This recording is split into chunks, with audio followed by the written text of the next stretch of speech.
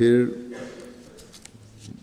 جو حضرت مسیح علیہ السلام کو مکفر ہیں اور مکذب ہیں، تکذیب کرنے والے ہیں، آپ کو کافر کہنے والے ہیں، ان کے پیچھے نماز پڑھنا آپ نے فرمایا بالکل غلط ہے، حرام ہے۔ فرمایا کہ تکفیر کرنے والے اور تکذیب کی راہ اختیار کرنے والے ہلاک شدہ قوم ہیں، اس لیے وہ اس لائق نہیں ہیں کہ میری جماعت میں سے کوئی شخص ان کے پیچھے نماز پڑھے۔ کیا زندہ مردہ کے پیچھے نماز پڑھ سکتا ہے؟ پس یاد رکھو کہ جیسا خدا نے مجھے اطلاع دی ہے تمہارے پر حرام ہے، اور قطعی حرام ہے کہ کسی مکفر اور مکذب یا متردد کے پیچھے نماز پڑھو، بلکہ چاہیے کہ تمہارا وہی امام ہو جو تم میں سے ہو۔ اسی کی طرف حدیث بخاری کے ایک پہلو میں اشارہ ہے کہ امامکم منکم۔ پھر غیروں کے پیچھے نماز جائز نہ ہونے کی وجہ فرمایا، کسی نے سوال کیا کہ جو لوگ آپ علیہ السلام کے مرید نہیں ہیں ان کے پیچھے نماز پڑھنے سے آپ نے اپنے مریدوں کو کیوں منع فرمایا ہے؟ حضرت مسیح نے فرمایا کہ جن لوگوں نے جلد بازی کے ساتھ بدظنی کر کے اس سلسلے کو جو اللہ تعالیٰ نے قائم کیا ہے رد کر دیا ہے، اور اس قدر نشانوں کی پرواہ نہیں کی، اور اسلام پر جو مصائب ہیں اس سے لاپرواہ پڑے ہیں، ان لوگوں نے تقویٰ سے کام نہیں لیا۔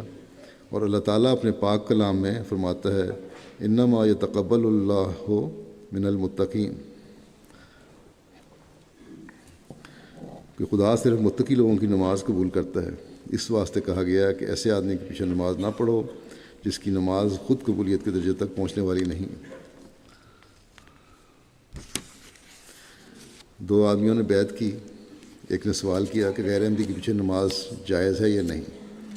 فرمایا وہ لوگ ہم کو کافر کہتے ہیں، اگر ہم کافر نہیں ہیں تو وہ کفر لوٹ کر ان پر پڑتا ہے۔ مسلمان کو کافر کہنے والا خود کافر ہے، اس واسطے ایسے لوگوں کے پیچھے نماز جائز نہیں۔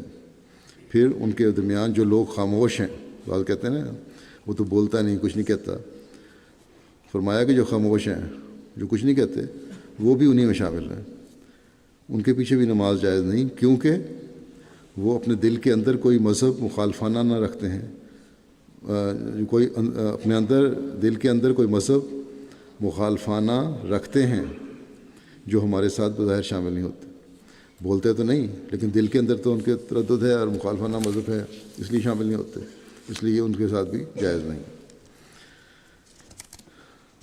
اپنی جماعت کا غیر کے پیچھے نماز نہ پڑھنے متعلق ذکر تھا، فرمایا صبر کرو اور اپنی جماعت کے غیر کے پیچھے نماز مت پڑھو، بہتری اور نیکی اسی میں ہے، اور اسی میں تمہاری نصرت اور فتح عظیم ہے، اور یہی اس جماعت کی ترقی کا موجب ہے۔ دیکھو دنیا میں روٹھے ہوئے اور ایک دوسرے سے ناراض ہونے والے بھی اپنے دشمن کو 4 دن منہ نہیں لگاتے، اور تمہاری ناراضگی اور اٹھنا تو خدا تعالیٰ کے لیے ہے۔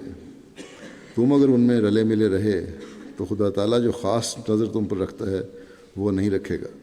پاک جماعت جب الگ ہو تو پھر اس میں ترقی ہوتی ہے۔ اللہ تعالیٰ ہمیں خالص ہوتے ہوئے اس جماعت کا فرد بننے کی توفیق عطا فرمائے جو حضرت مسیح علیہ الصلوۃ والسلام ہم سے چاہتے ہیں۔